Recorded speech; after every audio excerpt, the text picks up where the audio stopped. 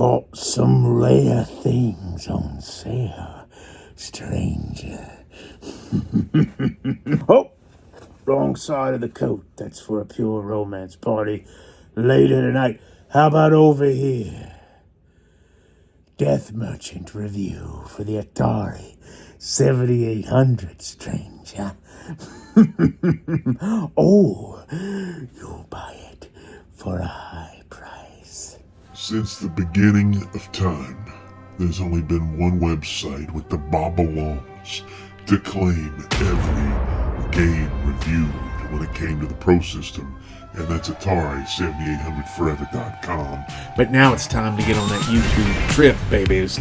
And who am I? I'm Funkmaster V, musician, ghost hunter, hat flipper, pro wrestler, comedian, actor, filmmaker, and I'm going to take you on a whirlwind tour of all things cool about Atari and the Atari 7800 with a podcast, news, even new crap. Baby, are you ready to get your groove on? Because it's about to get funky up in here. I can't believe after all this time, it seems like the Atari Age logjam has finally, got unconstipated. People were buying stuff from Atari Age and having to wait a year, 6 months, a year and a half, maybe even 2 years.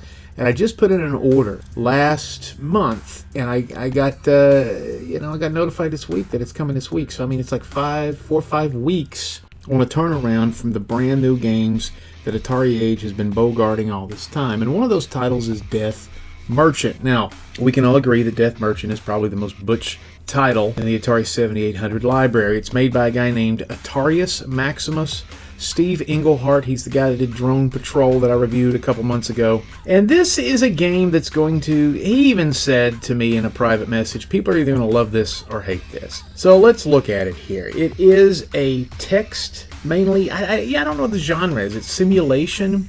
Is it text adventure? I don't think so. It's more of a simulation game, more like an accounting game. It's like a math game. Oh my God, like 2048, get it out of here. But actually, there's a lot of love poured into this title. If you're a Pac-Man Asteroids guy, you're not going to like it. If you're a guy that appreciates deviations in the Atari 7800 library, if you appreciate when people actually spend time and try to fill up deficiencies in the library, then this may be a game that entertains you for a while. I will say out of the gate, it is well made, and it just may not be your thing. Death Merchant benefits from the fact that this is a post-apocalyptic dystopian title. Like if this was a game about you trying to get your daughter's lemonade stand off the ground and making some money, then you would probably hate it even worse than you may already. This game was his homage to a DOS text game called Dopewars, which was about a drug dealer. You were like a kingpin, I guess. I never played it. I never was into that. I kind of think the guys that like these statistical text games, I think they're older than me. I think around 58, 60, 57, 55 maybe. Guys like me were more into the pew pew pew and the adventure type games, I think. But let's break down what this game actually is. And everything's went to poo-pooville.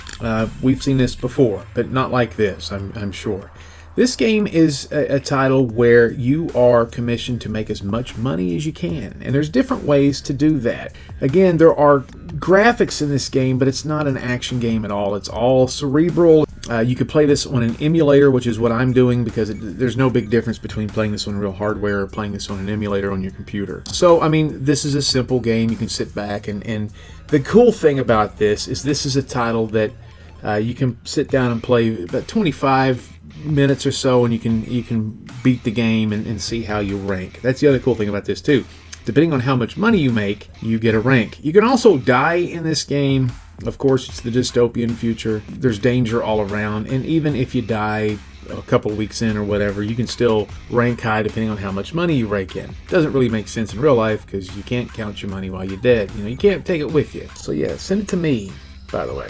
If you're about to kick off, I'd appreciate a few bills. I'll put my Cash App up here and you can slide me some bucks. The game is nuanced and very counterintuitive to get into, but once you start figuring it out, it gets a little easier to understand. You can fight and you can take on street gangs, but you have to have plenty of knives to do it, even though your character's holding a gun.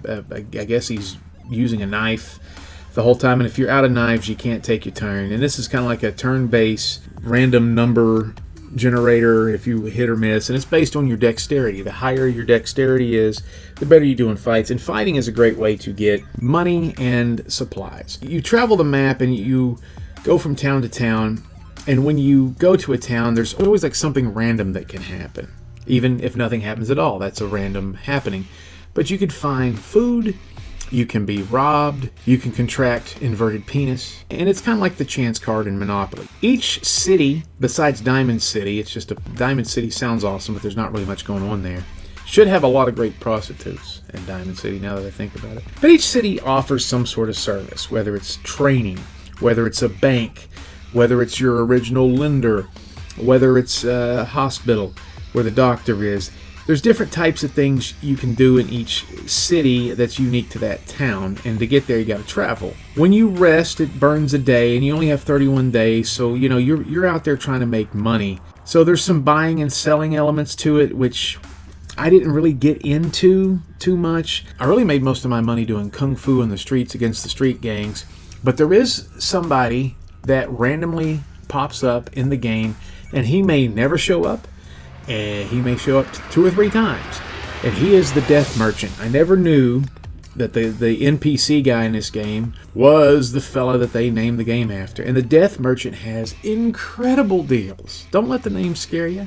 This is like a blue light special of love. You can do a great job buying and selling with the Death Merchant, and then like unloading the goods in a particular town where the prices fluctuate. So it's kind of like a stock market type thing too. I find it kind of odd that in a dystopian future you're not worried about food or acquiring sex slaves or building shelter. This is all about money. I also kind of think it's weird that there's a bank and a lender and interest. I remember one part where I was traveling between cities, I earned a bank loyalty bonus of $1,500 3 consecutive days in a row, and interest.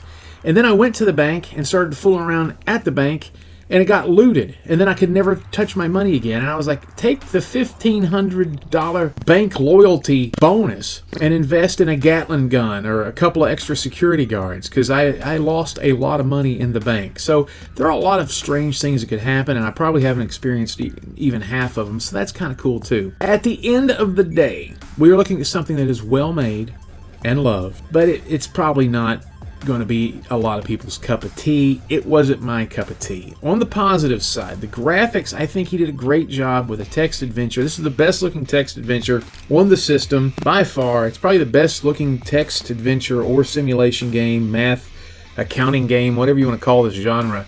Probably one of the best ones I've ever seen. The font, it looks like he hand kind of drew the font. I don't know what happens when the shit hits the fan and all the EMPs and the nuclear war breaks out.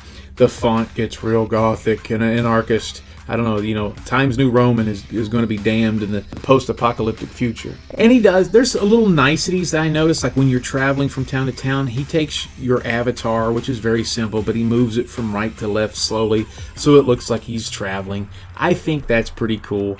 There are sound effects in the game. It's bleeps and bloops, except for the title screen, which has some music. I bet many programmers would be tempted just to leave sound out completely, so I think it's kind of cool that he put it in.